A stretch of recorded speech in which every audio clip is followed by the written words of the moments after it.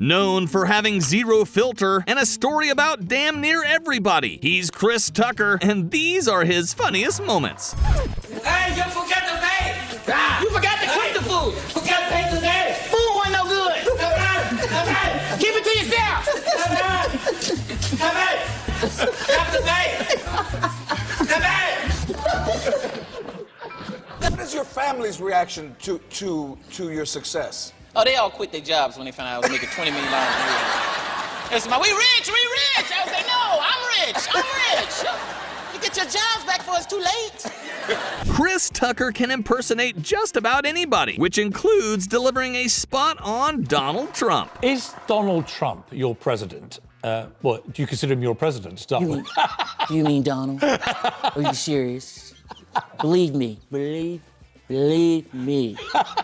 I know Chris Tucker. He's a great comedian, great guy. I like him.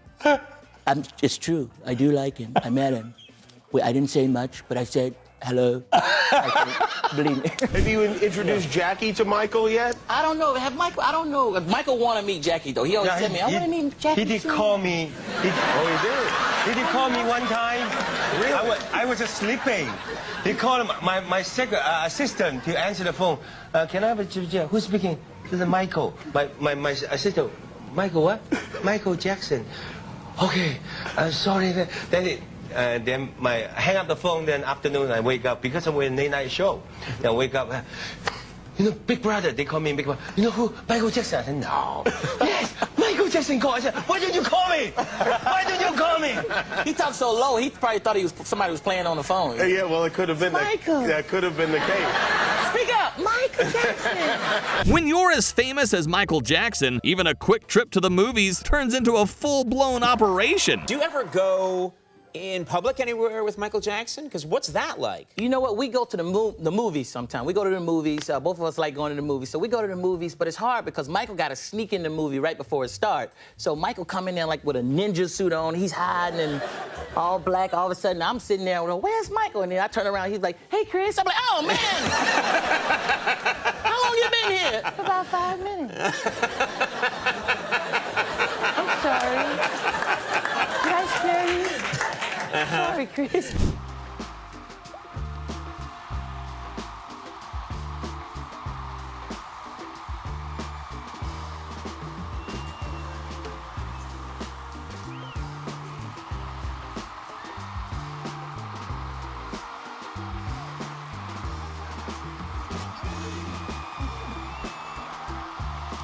He knows everybody.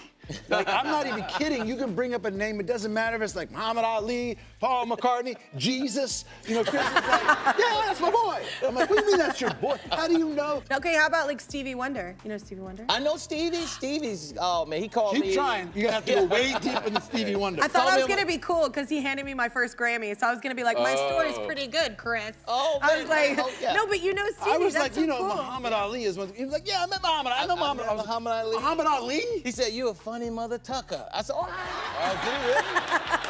Prince was famously one of the most private individuals in the music industry, but hanging out with him behind closed doors, Chris got to see a very different side of him. What's he like when you're there? He's cool because he found out I was there. Prince came over and said, hey, but he, you know, Prince is shy, so I didn't know. I just heard this noise behind me, and I didn't know what it was. He just trying to get my attention. He was like, ooh. I was asking my friends, I was like, what's that noise? He was like, ooh. He said, man, that's Prince trying to get your attention. And he's small, so I was like, hey, Prince, how you doing? And he's so short, you can see his feet on his driver's license, but he's short. Don't tell him I said that. No, don't worry, don't worry. So he was like talking to me, but he was licking on his fingers when he was talking to me. I was he was like, how you doing? You like the show as a girl? Thank you for coming, Chris. I love you. You're funny. I was like, why are you screaming, man? Starring in a massive global franchise makes you assume you'd get recognized everywhere. Landing in Hong Kong quickly proved otherwise. How did you finish? Because, see, my fear is that all people in Hong Kong will think all Americans now are like Chris Tucker. Oh, man. Hong Kong. I was the only black person in Hong Kong. I was looking for black people. I said, where are the black people at? No black people, no. They thought I was Kobe Bryant, man. They didn't know who I was. Really? Kobe Bryant? Like, Kobe, sign my autograph, Kobe. We love you. Where's Shaq? I don't even remember the song. You should see him how to sing Michael Jackson. I sing all the time. You do sing Michael Jackson. Dangerous! That is so dangerous! That's an odd choice of songs, of all the Michael Jackson songs, to go with Dangerous. Chris has never been short on legendary celebrity encounters, but his friendship with Michael was something else entirely. One time we went to a mall. We was out. Michael wanted to go to the record store or something, and he forgot he was famous. He was like, I gotta go to the mall. Go to the mall. And we finally said, Michael, you can't go in the mall, man. You forgot who you are. He said, well, let's go. And it was only thing was in the car was a Spider-Man mask. So Michael said, I'll put this on. We'll go in and we get. I said, Michael, you can't do that. Spider-Man ain't gonna just be walking through the mall. Ain't nobody. They gonna know it's you, Michael. He's like, no, he won't. Chris, it'll work. It'll work. We go in the mall, and he was getting away with it until people figured it out, because I was with him, and he was like, Chris, is that Michael Jackson in that Spider-Man mask? No, that's Spider-Man. That's Michael Jackson. All of a sudden, the mall went crazy, and they had to scoot us out. You should have seen it. I went to Africa one time with Bill Clinton. That was fun. We went to like 3-4 countries in Africa. And Clinton was great, man. We had so much fun. We had so many, so many places to go. We started getting bored. Sometimes we just started playing games. I started doing impressions of Bill Clinton, and he started liking it. He was like, oh, that sounds just like me. Oh, that sounds good. That sounds great. I like that. So I started doing the impressions, man. Everywhere we went, he wanted me to do them. We in little parties at night. Tucker, come do me. Come do me. Come on over here. Well, every country we went to, finally I got tired. We got to Nigeria. He wanted me to do it in front of the president of Nigeria. And I was scared. If I mess it up, they put me in jail. And just, no, not now. He said, Tucker, come on. Come do me. Come do me. Don't act like that. Come on. I said, Mr. President, I'm tired. It's been a long trip. Maybe I won't do it this time. Tucker, come on now. I need you. I done set it up now. Come on, don't let me down. You want to ride home, right? Huh? Having Jackie Chan show you around his home country sounds incredible on paper. In reality, it gave Chris a massive reality check. What's it like in China with Jackie Chan? Is it just ridiculous? He's the man. Jackie owned everything. He's like, you like hotel? He said, you like hotel? I said, yeah, it's my hotel. That's my hotel. No. So I got to do more movies. And then he was like, wow, you over here. I said, I came to see you. What do you think I'm over here for? You're the only person I know in China. And like every young actor who gets their first massive Hollywood check, Chris wasted no time making some wildly questionable purchases. I was spending too much money. I was just acting crazy. I bought 2 houses right next door to each other. It was crazy. I said, I'll take that one too. I don't want nobody to mess with me. I was borrowing stuff for myself. Well, that's gotta be crazy, too. Pissed off, man. Got me a new place, man. Hate my neighbors, man. I got neighbors that borrow all the time. You ever had a neighbor that borrow your and keep it so long, you have to borrow it back? I told you, you got a broom I can borrow, man. No, you got my goddamn broom. While Chris was busy figuring out how to manage his new wealth, his Rush Hour co-star sat on the exact opposite end of the spectrum. Jackie would give me a gift every day. First Rush Hour, Jackie Chan would give me a gift every day. He'd send it to my trailer. Yeah, I'm like, what is going on? I'm like, he's so nice. And I had to buy him something out the wild. I said, I gotta get him something. But then I realized he's from China. They make everything over there. He was getting it for free anyway. Yeah, for nothing. Wow. I almost went broke trying to keep up with him. We all know Michael Jackson loved spoiling his friends. But what happens when you decide to push that generosity to the absolute limit? Michael was just so nice, man. You be around him and you just get happy, man. He would give you anything if you liked something. Like I was just complimenting a flat screen TV he had, and he gave it to me. I was like, Michael, I didn't want the TV. But then the black came out of me. I started liking everything after that. I said, Michael. I said, Michael, I like that Rolls Royce. That's a bad Rolls Royce. Not the old one, the new Rolls Royce, right there. He was like, you like it, Chris? I said, yeah, I like it. He said, you sure you like it? I said, yeah, I like it. He said, well, you better go buy one, because I ain't giving you my Rolls. He couldn't talk Michael out of a Rolls Royce, but getting Charlie Sheen to hand over his Ferrari took almost zero effort. Man, Charlie was I'm gonna tell you, the nicest guy. He's one of my best friends to this day. We don't hang out that much, but Charlie let me borrow his Ferrari, man, when I was like, I don't know, 24, something like that. Did you own your own? No, I didn't have one then. I just asked him because I was like fearless, like, Charlie, let me borrow your Ferrari. He was like, okay, sure. I was like, what? I kept that Ferrari so long, he forgot I had it. He was like, you have my Ferrari? I said, I think I do.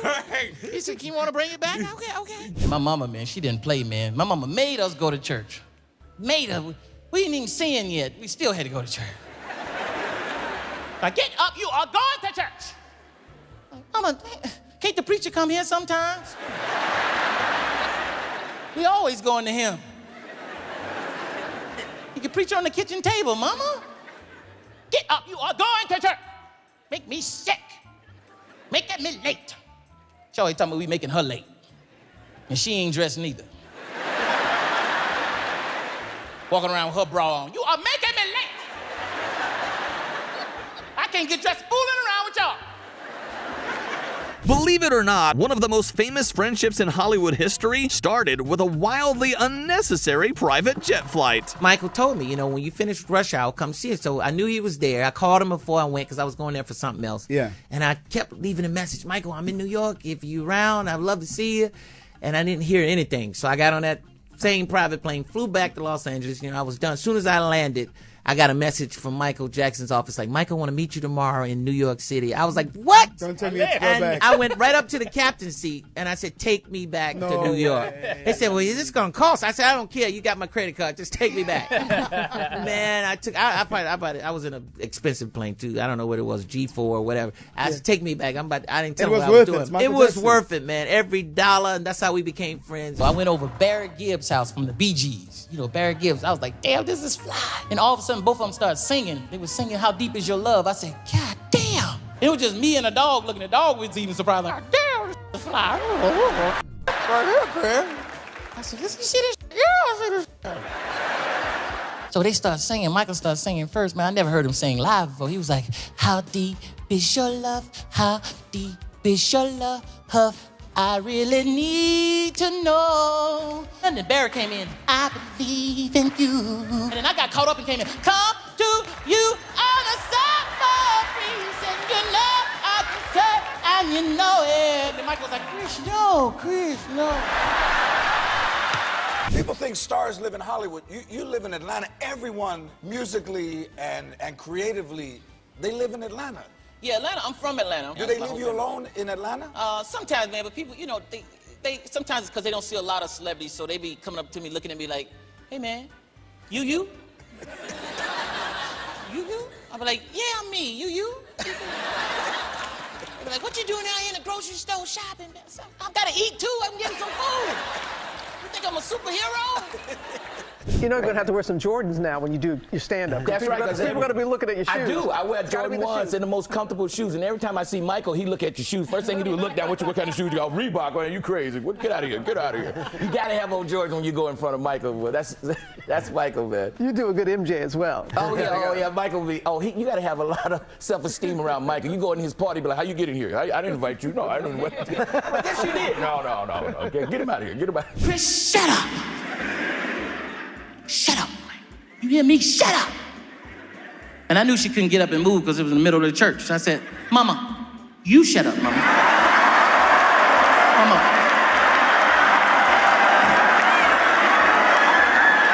Are you done lost your mind, Chris?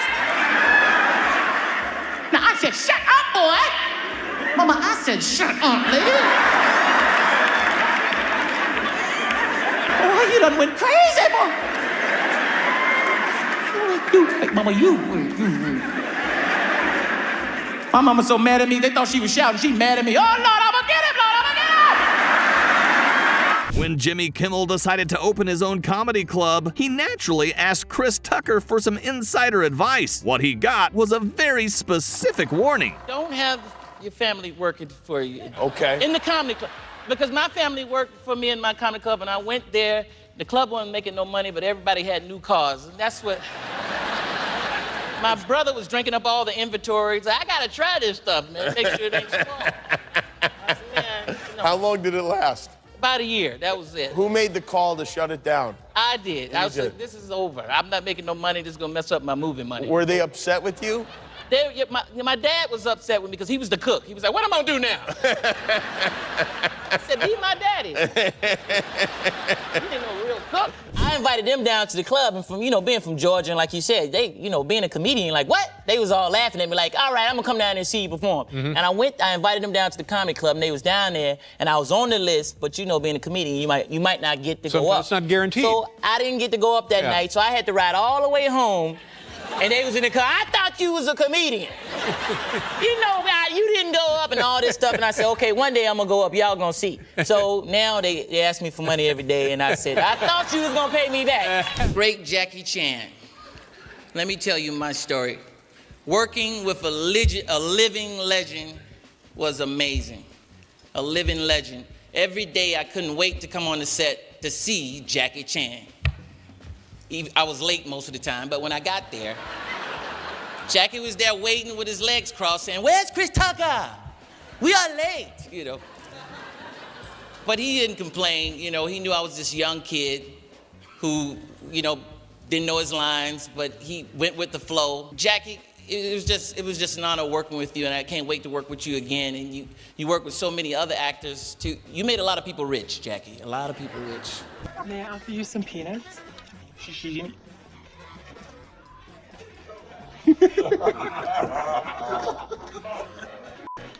Nishishi. Shishini. See? How different is that? My English? You even cannot say 3 words. Chinese. Some lunch. You need some lunch? I got it before, Jackie. See, now you know how difficult I am. Look at this. And you are not my brother. I'm not your brother?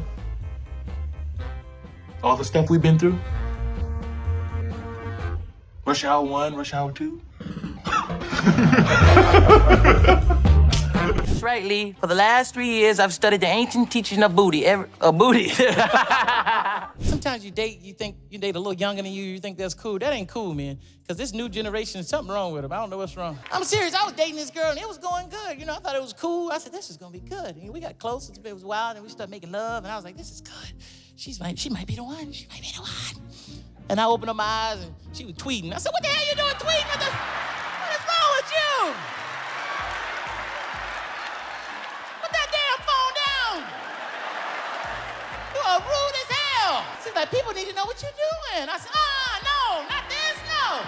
I took the phone. I said, what the hell are you tweeting? Talking about Chris handling his business. I said, you can tweet this, but that's it. That's all. What the hell is wrong with you? Spending years pretending to be a cop on camera is one thing. For Chris, dealing with them in real life proves to be a completely different story. They ask stupid questions when they pull you over. Because I was driving one time. The cop said, didn't you see me back there? Why you start speeding up? I said, because you was catching up. That's why I They didn't get you stupid stuff. Pay this ticket. Yo, you paying for me. I just throw the tickets out the window and they get mad. They just, cops, I don't like cops because I think cops are childish. Oh, you do? Because they childish, hiding in the woods waiting for somebody to speed. That's childish. You know what I mean? Tired of talking to squirrels and birds. They want to pull you over and talk to you. That's all they want to do is talk. That's all they want. Why you ain't got your seatbelt on? Because I want to die. Oh, you think I ain't got it on? I forgot it. If you care about me, don't give me a ticket. Let me go. Just tell me to put it on. They don't care about you. Like they love you. Put it on because we want you to be safe. So you can go to court. Yeah, I'm going to kill myself because of this ticket because I can't pay it. Jackie, speaking of your experiences in America, I've just been signaled that we have a special guest who's come in to say hello to you. Kind of a surprise for us all, but backstage we have Mr. Chris Tucker, Jackie's co-star in Rush Hour. Chris Tucker.